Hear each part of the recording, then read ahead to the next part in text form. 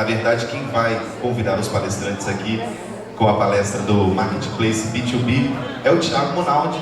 Ele que é o idealizador deste grandioso evento que, sem sombra de dúvidas, já entrou no calendário capixaba. Por favor, uma calorosa salva de palmas para Thiago Monaldi.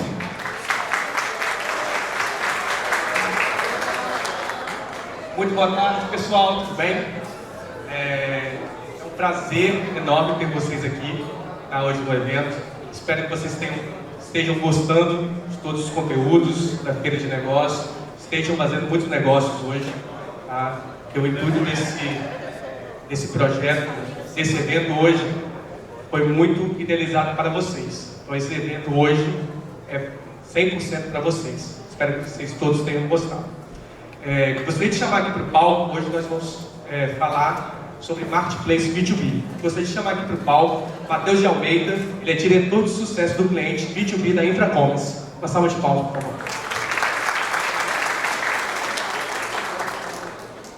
Thiago, obrigado aí pela recepção calorosa aqui dos capixabas. Tem uma coincidência que meu avô nasceu em Alegre, aqui no estado, e a família da minha avó tem vários parentes que moram em Vitória da Velha, então o estado já é um conhecido meu e da minha família. Eu me sinto em casa e espero poder passar essa intimidade que eu já tenho com o estado aqui no papo que a gente vai ter hoje. Então, rapidinho a gente vai falar um pouquinho sobre o Marketplace B2B e quais são as principais razões, né, para a gente realmente desenvolver esse canal digital dentro do mercado B2B e os benefícios que ele pode gerar, tá bom? Depois a gente vai ainda fazer mais um bate-papo aqui com mais um convidado que vai sentar comigo. Então vamos lá. Bem, um pouquinho só da minha trajetória rapidinho aqui. Eu tenho um pouco mais de 10 anos de experiência profissional. Eu ajudei a fundar o primeiro e-commerce de aluguel de livros universitários lá em 2013. Foi uma experiência muito legal com alguns amigos. A gente viveu momentos bem legais de aceleração, investimento com investidores anjos, etc. Então foi a minha primeira experiência com e-commerce. A gente teve apoio de uma aceleradora na época, no Rio, 21212. E depois eu passei por diversas empresas, consultorias, ajudei a desenvolver projetos muito conectados com tecnologia em mais de 200 empresas. Tive uma passagem no Canadá, então eu estudei gerenciamento de projeto lá na George Brown College. Também sou maquinzista em São Paulo, formado em engenharia industrial. E, por último, aí fiz um curso muito bacana daquela School of Business de Customer Experience. Foi genial conhecer um pouquinho do que eles estão desenvolvendo nos Estados Unidos nesse sentido e ver que no Brasil a gente não está tão longe disso. Bem, a nossa agenda se resume a esses 6 pontos, tá? Então a gente vai falar de mercado B2B, por que o Marketplace, os pilares da digitalização, a omnicanalidade, vendas digitais e, por fim, uma conclusão desse nosso papo. Vamos lá. Um gráfico que chama bastante atenção é o crescimento que a gente tem do mundo offline versus o mundo online quando a gente olha para B2B. Então a gente tem aí estimado, tá, gente, um crescimento de 34%, crescimento médio, né, o CAGR, entre 2020 e 2025, saltando aqui de 60 bi para 261 bilhões de reais. E aqui a gente tem um pouquinho do que a gente já digitalizou lá na InfraCommerce, desse mercado, e esse ano projetando um crescimento aí vertiginoso para a gente alcançar pelo menos entre 5 e 6 bilhões. Tá? Então, você vê que nós sozinhos não estamos fazendo isso, tem muita gente fazendo. A gente teve aqui a presença do Martins Atacado, que é um grande case de mercado, mas a Infra tem ajudado muito na digitalização desse mercado, que tem que chegar aqui nesses 261 bi. Então, quando a gente olha para a penetração de mercado, né, a gente está falando de 2,5% contra 14% nos Estados Unidos e 31,7% de penetração do digital no B2B no Japão. Então, percebe-se que tem aí um caminho longo pela frente. A gente está estimando que até aqui 2025, 9% do mercado vai ser digitalizado. Muita estrada para a gente correr. Nos Estados Unidos, tá, e na América Latina em geral, a gente vê uma tendência do e-commerce em crescimento. A gente tem aqui um momento pré-Covid nesse gráfico aqui, que mostra que pela primeira vez os sellers B2B estão mais inclinados a fazer suas vendas pelo e-commerce do que eles estavam agora, né, do que eles estavam antes da pandemia. Então a pandemia acelerou esse processo e a gente vê que na pergunta aqui do que os sellers imaginam que vai ser o principal canal de venda deles, eles já respondem nos Estados Unidos que será o e-commerce, tá? Outro dado interessante é que na América Latina a gente já tem aqui, comparado com outras regiões, maior preferência pelas interações digitais durante o momento de compra, né, pesquisa, consideração, compra e recompra. Na América Latina, um pouco mais de 50%, ou na média 50% já acham que essa é a forma mais correta ou melhor de se fazer um reabastecimento para o seu pequeno negócio, ali um varejista, uma farmácia, contra uma média ali de 40% em outros países, tá? Bem, a gente entende que essa jornada, ela está seguindo um caminho muito semelhante ao que o B2C fez, né? Então ele foi evoluindo, né, num modelo que caminha para o marketplace. Então a gente vê que o B2B também vai chegar aí a consolidar no mercado com 10 grandes marketplaces aí, multimarcas, que serão os principais canais de reabastecimento para a jornada do usuário, tá? Então a gente vai ter varejistas, restaurantes, bares, lanchonetes, lojas de conveniência se reabastecendo através desse modelo, como acontece hoje com os grandes marketplaces B2C para o consumidor final. Esse crescimento ele fica cada vez mais evidente pelo número de players que a gente tinha ali em 2018 e o número de players que a gente tem já em 2021, né? E esse número em 2022 agora crescendo. Então olha a quantidade de iniciativas, né? Seja ela de uma indústria, de um distribuidor, de um peer player, focando nesse mercado B2B e desenvolvendo um canal, uma experiência, né? Ou multicanais, tá? Voltados para a jornada de reabastecimento do pequeno varejista, da farmácia, do restaurante, né? O canal de food service e outros mais, tá? Bem, é interessante também a gente notar que em várias jornadas aqui do cliente, ele já tem feito uma preferência, tá, por comprar online, tá? Então a gente olha aqui, ó, fornecedores que entregam experiências digitais excepcionais têm uma probabilidade de serem os principais fornecedores. Quando a gente olha para esses dados aqui, no estudo da McKinsey, né, a gente vê que, na maioria, né, as pessoas elegem como excelente e fornecedor principal aquele que oferece uma jornada excepcional. Nesse sentido, né, a gente também tem outro dado que aponta que as empresas estão melhorando tanto o seu canal de venda que elas entendem, tá, que o canal online de vendas vai ser melhor, se já não é melhor, do que o seu atendimento tradicional offline. Ou seja, o online como complemento dessa jornada é um a mais para aquela venda offline. Não que ele vá competir, mas ele vai trazer aparato ferramental, que a gente vai falar mais um pouquinho. Nesse sentido, a gente chega numa conclusão de que aproximadamente 40%, né, das empresas B2B vão criar ou estão criando um canal de comércio eletrônico que provavelmente vai ser mais atraente do que somente as opções offline que ele vinha trabalhando, tá? E o mais importante também é entender que a digitalização ela vem como um apoio, tá, para a força de vendas, para o seu RCA, para o teu vendedor ali na ponta e para o ecossistema e operação de venda que você tem dentro de casa. As interações de self-service aqui, elas são preferidas no início da jornada. Então, o que significa isso? O cliente ainda quer ter contato com o vendedor, mas a gente vê que a necessidade dele, né, de comprar e tomar uma decisão de compra, tá, ela está ficando cada vez menor quando a gente olha, por exemplo, para uma eventual recorrência. Então, aqui, quando a gente olha na última coluna do gráfico, 40% já dizem que para recorrência, né, ele prefere o self-service que e-mail, WhatsApp, SMS, chat ou reuniões pessoais ou por telefone. Na interação direta, que é mobile app, website, e-commerce, já é 60%. Então, o que isso mostra?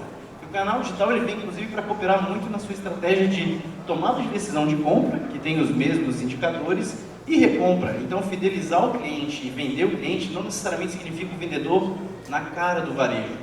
Significa que ele tem um canal para o atender. Mas também não significa que a gente vai precisar de um apoio muito forte aqui da força de vendas no momento de pesquisa, de consideração, ou seja, o catálogo, o trade marketing, explicar como vende, explicar por que ele tem que comprar aquele produto, por que aquele é melhor que o outro, como é que ele executa a gôndola dele lá na ponta para poder ele ter uma saúde melhor do seu negócio. Tá? Então a gente entende que a jornada ela é híbrida, ela se junta. O offline e o online são complementares e não estão lutando um contra o outro. Então, vamos chegar aqui, né, para a pergunta que não quer calar, né, que todo mundo acaba fazendo. Por que o Marketplace? Né? Bem, a gente vê aqui que o caminho de atualização do B2C dá uma indicação muito clara de que existe um caminho de consolidação de marketplaces B2B.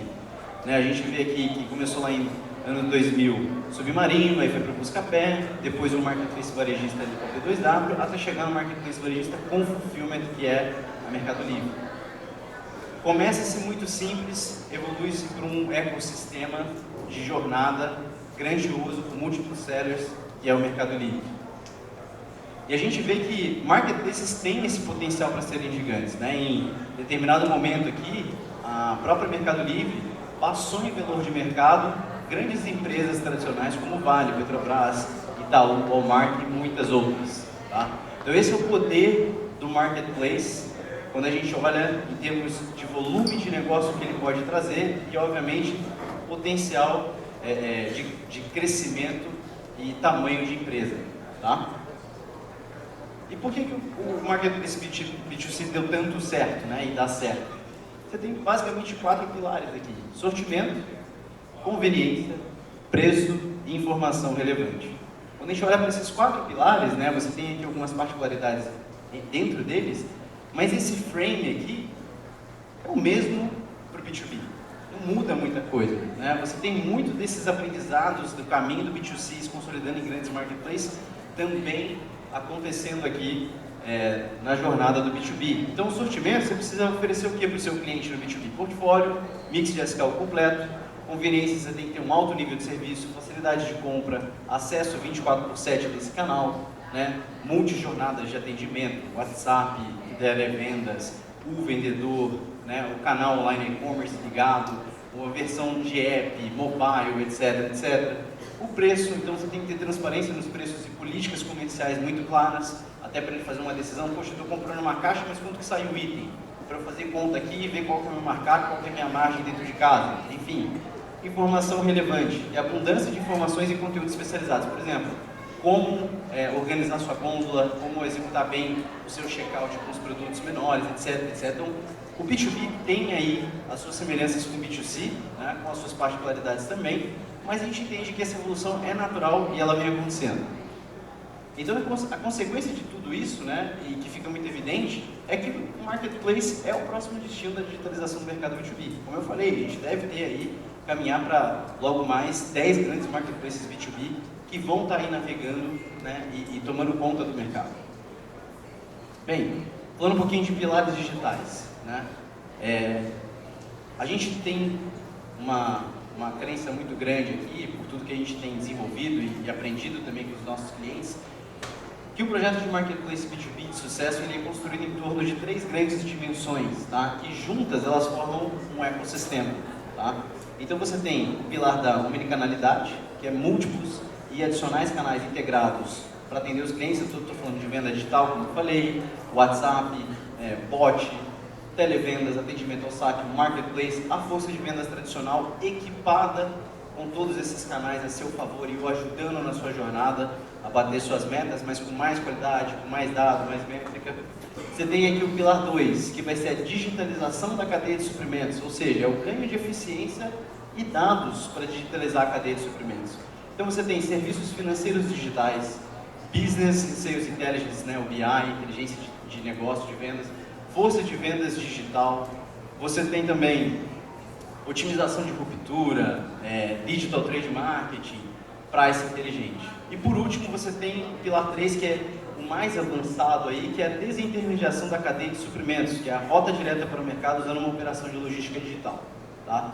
Que vai ser muito complementar a esses dois, mas ela não é o carro-chefe, não é ela quem puxa. Tá? Quem puxa esse negócio é uma omnicanalidade e a digitalização, que são os pontos 1 e 2. Né? Então, se isso aqui acontecer, para alguns gaps de mercado você vai precisar desse ponto 3. E aí conta com operação digitalizada, o armazenamento de entrega, dark stores e outros aparatos que só uma operação que nasceu para o e-commerce consegue entregar. Né? A operação mais analógica, mais offline, ela tem um movimento, né? Tempos em movimento, sistemas diferentes do que um e-commerce requer, muitas vezes, um marketplace, para operar digitalmente uma logística. Então você tem esse braço aqui como um importante complemento também do 1 e do 2. Vamos falar então um pouco de omnicanalidade nesse sentido, né? Dentro dessas 3 dimensões de formar um ecossistema, como que isso funciona, como é que isso se aplica. Né? Então, tem um site hoje, né, muito trivial, né? Um site lá, tem lá a sua URL, a sua experiência, um checkout, tudo isso é muito simples, mas você precisa ofertar ferramentas mais avançadas que tem a ver com a dor, né, que você tem que solucionar para o seu cliente ou que estão conectadas com a realidade dele, só que de forma digital. Então, no B2B, a gente entende que você tem que ter uma segmentação de portfólio, segmentação de preço, a oportunidade de fazer pedidos massivos. A gente sabe que o volume de pedidos no B2B é diferente, se comporta diferente, o ticket médio é mais alto, o número de SKUs por pedido é muito mais alto por se tratar de um reabastecimento de recorrência. Busca avançada, ou seja, facilitar o cliente, a força de vendas, encontrar o produto que ele precisa de maneira mais rápida. Meios de pagamentos diversos e, como eu já comentei, conteúdos relevantes conectados com a realidade daquele pequeno negócio. Tá? Nesse sentido, a gente tem que oferecer uma experiência para o varejo multicanal e personalizada. O que significa isso? Você vai colocar bots customizados para as reais necessidades do B2B, Customer Care, Seller Care, que significa cuidado com o cliente, mas o cuidado com o seller, com o distribuidor que se conecta nesse marketplace, tá? E suporte também para as equipes de venda. Então, hoje a gente tem cases muito legais, por exemplo, de bots em marketplaces B2B, que não somente apoiam o cliente na venda, mas eles apoiam a força de vendas. Então, a RCA pode entrar em contato com o bot via o WhatsApp dele e falar, eu sou um vendedor. E o bot reconhece qual é a matrícula daquele vendedor e fala, o que você gostaria de fazer? Cadastrar um novo cliente? E ele já consegue ter uma dinâmica de cadastramento de cliente via WhatsApp, ele não precisa nem entrar no canal de marketplace para poder fazer isso. Então, ou tirar um pedido ou enviar, por exemplo, todo um portfólio, um catálogo de produtos. O bot vai fazer isso para o vendedor. Então, ele não tem aquela necessidade de ficar lá fazendo forward de mensagem, gerindo um monte de cliente. Ele aciona um bot para fazer isso para ele, otimizando a vida dele. Tá? E a gente precisa oferecer plataformas, né, e experiências e canais totalmente customizáveis em layout e tipo de comunicação com o varejo. Então, a forma como você fala com a farmácia é diferente do varejo, é diferente do restaurante, é diferente de qualquer outro segmento que você venha a ter. Né? Mesmo varejos, né, um cara de 1 a 5 checkouts, uma comunicação com ele funciona bem. Mas não quer dizer que você vai ter que ter a mesma comunicação com um cara de 5 a 10 checkouts. Já vai mudar. Né? Tem nuances aí que precisam ser consideradas e utilizadas aqui dentro desse contexto para ajudar o cliente. Tá? E acompanhamento de KPIs em tempo real. Tempo médio de conversão, uso por hora, principais tópicos de contato, percentual de conversão versus resolução, enfim. Como que você está atendendo o cliente? Qual o nível de serviço? Qual que é a tua capacidade de ajudar e resolver os problemas dele no dia a dia, quando você tem esse atendimento multicanal e personalizado. Tá?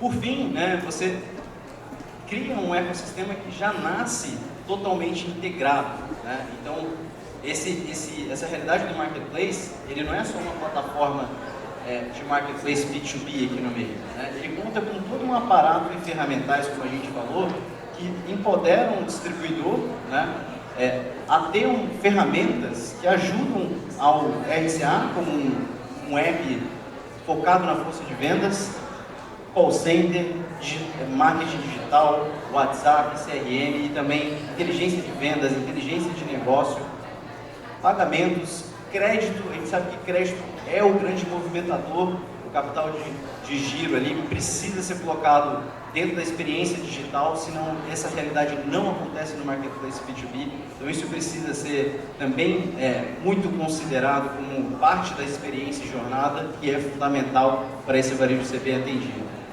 Né? O vendedor, ele não é e nunca foi onipresente. Né?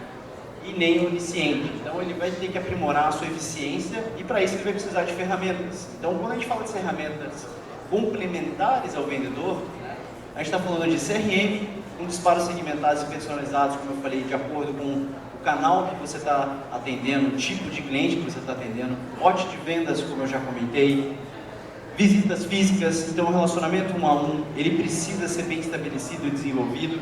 Visitas virtuais, então você...